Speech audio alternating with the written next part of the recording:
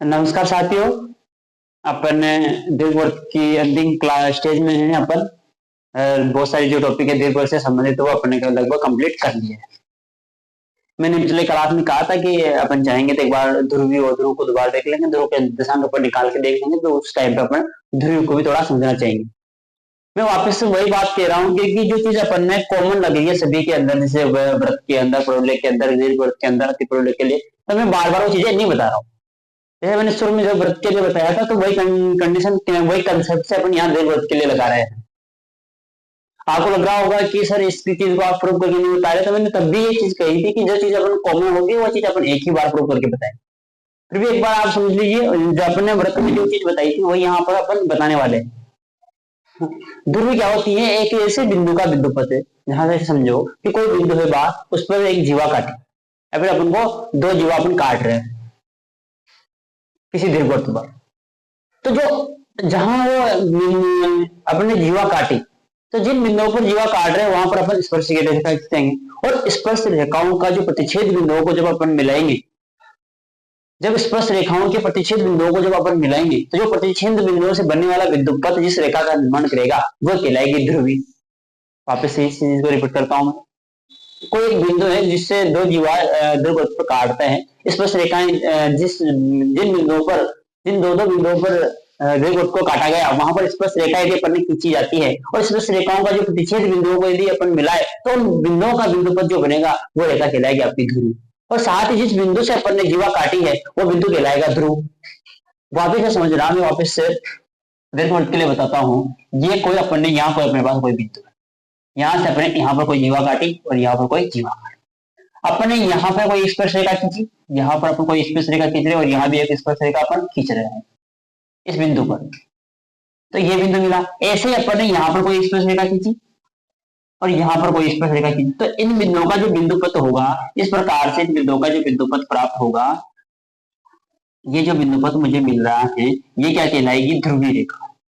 क्या कहलाएगी? ये ध्रुवी कहलाएगी। और ये जो बिंदु P था इसको मैं x1, y1 मान लूंगा, ये बिंदु कहलाएगा मेरे पास ध्रुव। इसीलिए मैं कह रहा हूं कि मैं जो चीजों को वक्र के लिए मैंने कहा था कि स्पर्श युग्म में टेंजेंट और स्पर्श जीवा, और मैंने ध्रुवी के लिए कहा था कि मैं इसी चीजों को एक साथ कॉमन बताऊंगा, एक ही साथ मैंने बताया था, तो मैंने उसी चीजों को फॉलो करते हुए प्रलेग में भी वही चीज सीधी बता दी थी और दीर्घवृत्त में भी वही चीज बता रहा हूँ। यदि आपके माइंड में ऐसा है कि प्रूफ करके नहीं बता रहे, तो एक बार आप व्रत का वीडियो देखिए, तब भी मैंने कहा था कि मैं एक बार यहाँ प्रूफ करा रहा हूँ, बार बार चीजों को प्रूफ नहीं करवाएंगे, क्योंकि सीधा सा अपन को याद रखना है। एस बराबर टी स्क्वायर अपन स्पर्श युग्म के लिए रखते हैं, टेंजेंट के लिए टी बराबर 0 रखते हैं, स्पर्श जीवा के लिए भी टी बराबर 0 रखते हैं, ध्रुवी के लिए भी अपन टी बराबर 0 रखते हैं, क्योंकि ध्रुवी कहीं ना कहीं एक न एक बार स्पर्श या फिर टेंजेंट का रूप आएगी। जब ये बिंदु यहाँ पर होगा, जब यहाँ पर ये रेखा यहाँ पर आएगी, तो ये ध्रुव जब यहाँ होगा तो इसकी जो ध्रुवी रेखा होगी वो भी यहाँ एक स्पर्श रेखा के रूप में काम कर रही होगी। है बात समझ में? तो ये चीजों को अपन देख रहे हैं कि, तो अपन देखते हैं ध्रुवी का समीकरण कैसे है। ध्रुवी का समीकरण देखो, अपन को पता है कि कोई एक न एक कंडीशन ऐसी होगी जब बिंदु P इस पर स्थित होगा, इस पर दीर्घवृत्त पर, सॉरी। तो चलो मैं पहले इस दीर्घवृत्त की समीकरण देखो। दीर्घवृत्त की समीकरण क्या है? X square upon a square plus y square upon b square बराबर ए। समीकरण नंबर, मैं जानता हूं कि ये बिंदु, जब बिंदु दीर्घवृत्त पर ही स्थित होगा, तो जो इसकी जो ध्रुवी बनने वाली है वो भी कहां स्थित होगी? दीर्घवृत्त को स्पर्श करते हुए जाएगी। तो उस कंडीशन में बिंदु जब दीर्घवृत्त पर होगा तो इसको संतुष्ट करेगा। x1 का square upon a square plus y1 का स्क्वायर अपन बी स्क्वायर बराबर एक। समीकरण नंबर 2। और जब ये इसको स्पर्श करेगी और यहाँ से स्पर्श रेखा है जो ध्रुवी के रूप में काम करेगी, ध्रुवी जब स्पर्श रेखा के रूप में काम करेगी तो स्पर्श रेखा का समीकरण क्या होगा? x1 upon a square plus y1 upon b square बराबर ए 1। इस प्रकार से अपनी समीकरण नंबर 3 प्राप्त हो जाती है।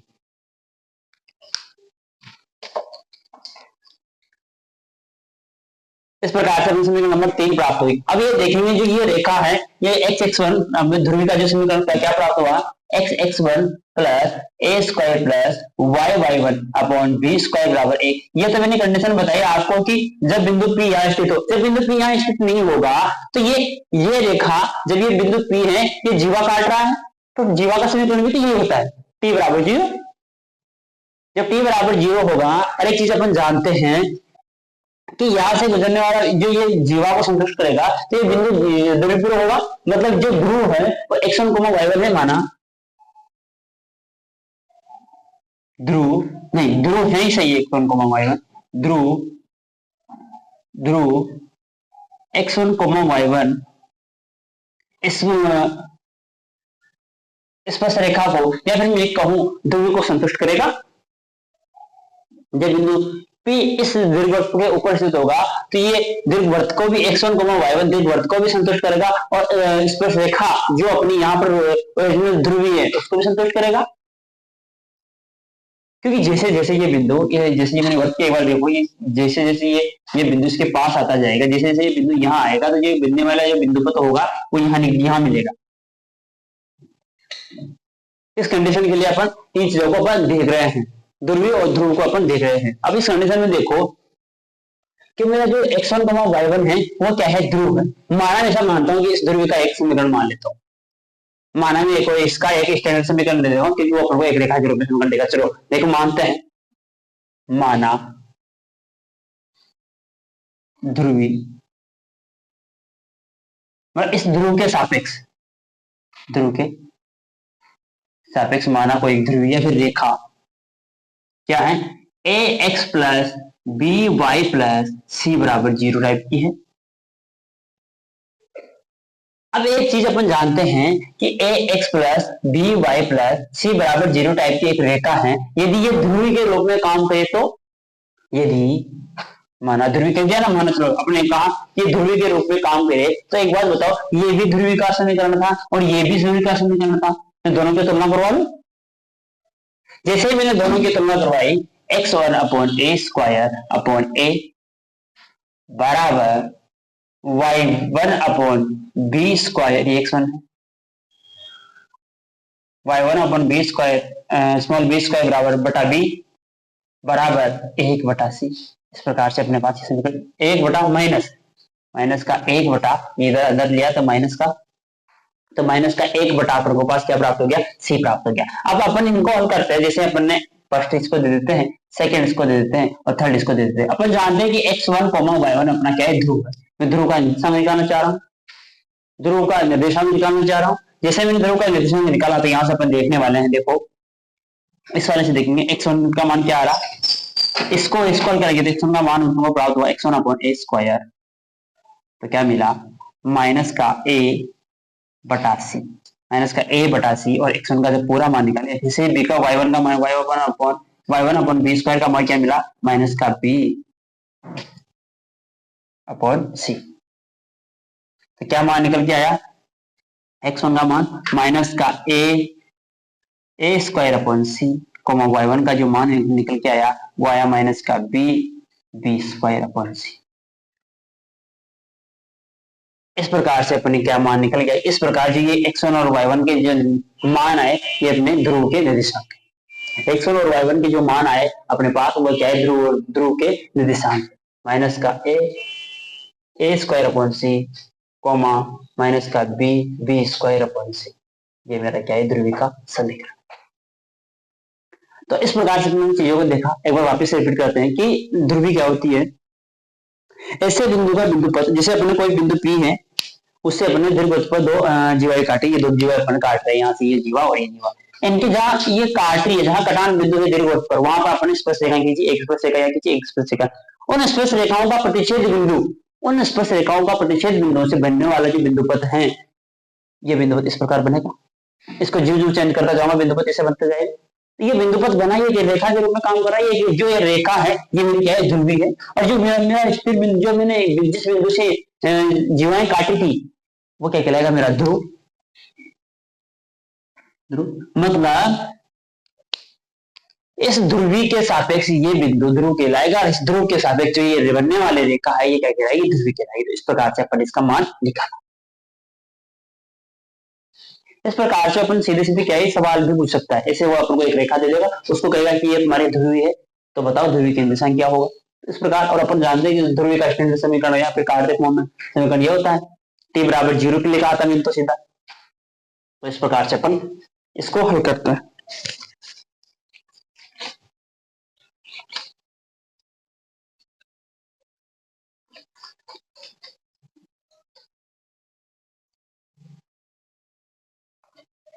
एक सवाल है जो अपन करने वाले हैं, गोकुल की बुक का है। अच्छा सवाल है, रिजल्ट के रिव्यू अपन से कई बार पूछा जा सकता है। सवाल है, दीर्घवृत्त दे रखा है x square upon a square plus y square upon b square बराबर 1 के दो बिंदु जिनके उत्केंद्र कोण अल्फा कोमा बीटा है। चलो ठीक है, अल्फा कोमा बीटा है। को मिलाने वाली जीवा को मिलाने वाली जीवा मिलाने वाली जीवा यदि नाभि से गुजरे यदि नाभि से गुजरे तो संबंध। अब उसने उस ऑप्शन में अपन को क्या दे रखा था, संबंध दे रखा है। चलो अपन यहां से काम करते हैं, जो भी अपन को मिलेगा उससे अपन कोशिश करेंगे। अपन जानते हैं कि जो दो बिंदु है अपने पास जिनके उत्केंद्र में कोण अल्फा और बीटा है, तो इस प्रकार से अपन जो नाभि जो क्या कौन जीवा अपन से कहा है कि एक दीर्घवृत्त x square upon a square plus y square upon b square बराबर 1, दो बिंदु जिनके उत्केंद्र कोण अल्फा और बीटा से मिलाने वाली जीवा, तो अपन को जीवा का समीकरण निकाल सकते थे। जीवा का समीकरण लास्ट क्लास में अपन ने देखा था। जीवा का समीकरण क्या आया था अपने पास, अपन ने क्या किया था, दो उत्केंद्र कोण मान के अपन ने एक्स अपॉन ए कोस और साइन के रूप में थीटा 1 प्लस थीटा वहां पर अपन ने फाई कोण लिया था। फाई कोण लेकर अपन ने ये मान निकाला था, और यहाँ पर अपन ने अल्फा और अल्फा 2 मान लिखेंगे तो क्या लिखेंगे, x upon A cos alpha plus beta by 2। इस प्रकार आया था वहां अल्फा और बीटा की जगह फाई 1 और फाई 2 या फिर थीटा 1 या फिर थीटा 2 के रूप में हमने लिया था। Y upon B sine alpha plus beta by 2 बराबर cos alpha minus beta by 2। ये एक जीवा थी, बराबर है यहाँ पे ये कोस अल्फा माइनस बीटा बाई 2। अब वो कह रहा है कि ये जीवा है ना, जो वृत्त के कहां से गुजर रही है, देखो वृत्त की दीर्घवृत्त की कहां से, नाभि से गुजर। अपन जानते हैं कि दीर्घवृत्त की नाभि क्या होती है, मतलब समीकरण नंबर 1 ये जीवा है। समीकरण 1 या जीवा 1 जब नाभि के दिशांक a, 0 से गुजरे तो यहां से गुजार दे a, 0 से जैसे अपन ने समीकरण गुजारे तो क्या प्राप्त हुआ, यहां से e cos alpha plus beta by 2 यहां से तो 0 हो गया बराबर cos alpha minus beta by 2 बराबर। अब जैसे मैंने क्या किया, कोस अल्फा माइनस बीटा बाई 2 का भाग दे दिया, यहां से एक मैं उधर भाग दे देता हूं। Cos of alpha plus beta by 2 बटे कोस अल्फा माइनस बीटा बाई 2 बराबर 1 अपॉन ई। अब उसने मान अपन को कहीं ना कहीं क्या है कि टेन के रूप में दे रखा था, टेन के रूप में दे रखा था, तो इसके अंदर अपन क्या लगाएंगे, अंतर योग सूत्र लगाएंगे, या फिर योगांतर अनुपात कहते हैं, या फिर अंतर योग अनुपात कहेंगे। अंतर योग अनुपात अपन ने लगाया इसके अंदर समीकरण के अंदर, तो क्या आएगा, cos of alpha plus beta, ऊपर वाले को ऐसा का वैसा रखते हैं और उसके अंदर से इस वाले नीचे वाले को घटा देते हैं, cos of alpha minus beta by 2। फिर वही करते हैं, नीचे वाले को सेम रखने, ऊपर वाले को same, cos of alpha plus beta को सेम रखने देते हैं और इसको प्लस लगा के ये काम है अंतर योग सूत्र। तो अंतर योग सूत्र ये होता है। ऐसे यदि अपन ने एलएचएस में काम किया तो आरएचएस में भी ऐसे ही काम करेंगे। क्या करेंगे, एक के साथ एक में से ई घटाएंगे और एक में ई जोड़ देंगे, इस प्रकार किया। देखो ऊपर के अंदर से मैंने कहा था कि जो हंस था उसके अंदर मैंने हर को घटाया और हंस के अंदर ही अपन ने क्या जोड़ दिया, हर को जोड़ दिया। ऐसे देखो हर के हंस के अंदर से अपन ने हर को घटाया और हंस के अंदर अपन ने हर को जोड़ दिया, तो इसे कहते हैं अंतर योग सूत्र। और यदि अपने ऊपर जोड़ता और नीचे घटाता था उसे कहते हैं योग अंतर सूत्र। तो इस प्रकार से अपन ने मान निकाला। अपन जानते हैं कि कोस सी माइनस कोस डी का जो फॉर्मूला होता है वो होता है माइनस के 2 साइन इन दोनों को जोड़ा। देखो जोड़ के एक साथ लिखते हैं, 2 मैंने बटे पूरा कॉमन ले लिया, तो alpha plus beta plus alpha minus beta, तो बीटा से तो बीटा कट गया, नहीं बीटा से तो बीटा नहीं, सॉरी यहाँ पे बीटा से तो बीटा कट गया और यहाँ अल्फा मेरे पास अभी बचा हुआ कटा नहीं है, गुणा साइन, फिर वही अल्फा प्लस बीटा माइनस लिया तो ये प्लस का हो जाएगा, तो यहाँ से अल्फा कट जाएगा बटा 2, और मेरे यहाँ से क्या बचा हुआ है, चलो इधर RHS को तो मैं यहाँ रन देता हूँ 1 माइनस ई अपन 1 प्लस ई। देखो नीचे भी तो भाग लगाना है अपन को, इसमें भी अपन ने ये cos c प्लस डी का फॉर्मूला लगाया, तो क्या आएगा यहाँ से 2 cos, अब यहाँ से कटने के बाद में दोनों को काटता तो क्या आता है मेरे पास अल्फा बाई 2, ये आया 2 अल्फा अपॉन 2 गुणा cos ऑफ 2 बीटा अपॉन 2, ये मुझे मिला। देखो यहाँ से 2 से 2 कट गया, यहाँ से 2 से 2 कट गया, यहाँ भी 2 से 2 कट जाएगा, यहाँ भी 2 से 2 कट जाएगा, और ये 2 से 2 ये कट गया, तो माइनस का क्या प्राप्त हो गया अपन को, sine of alpha dot sine of beta बटे cos of alpha dot cos of beta बराबर 1 माइनस ई 1 प्लस ई। तो यहां से क्या हुआ, टेन एल्फा गुणा टेन बीटा बराबर 1 माइनस ई बटे 1 प्लस ई अपन को प्राप्त हुआ। ये माइनस को अपन चाहिए तो उधर भी गुणा कर सकते हैं, sine alpha upon sine cos alpha sign beta upon cos beta, इसको जैसे अपन टेन में बदला तो tan alpha dot tan beta बराबर, यदि मैं इसको उधर से गुणा कर दूं माइनस से गुणा कर दूं तो क्या हो जाएगा, एल्फा डॉट टेन बीटा बराबर ई माइनस 1 ई प्लस 1। इस प्रकार से अपन ये संबंध प्राप्त किया है। बहुत अच्छा संबंध था और इम्पोर्टेंट भी है अपना ये। एक बार वापस से देखते हैं क्या किया अपन ने।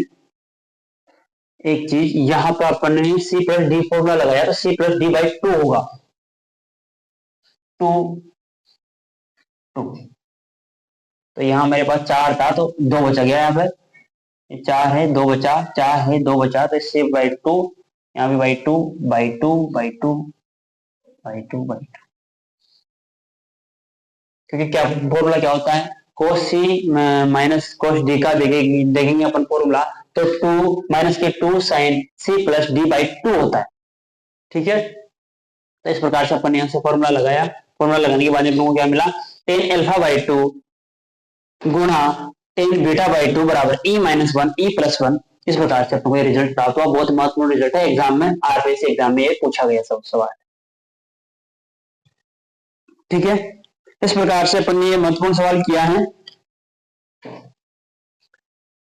और इसी प्रकार से हम लगातार क्वेश्चन करेंगे। कुछ महत्वपूर्ण रिजल्ट है जिसमें एक रिजल्ट अपन ने अभी बताया क्या है कि दीर्घवृत्त है, कोई दीर्घवृत्त का समीकरण अपन को दे रखा है, उसके उत्केंद्रीय कोण दे रखा है अपन को अल्फा और बीटा।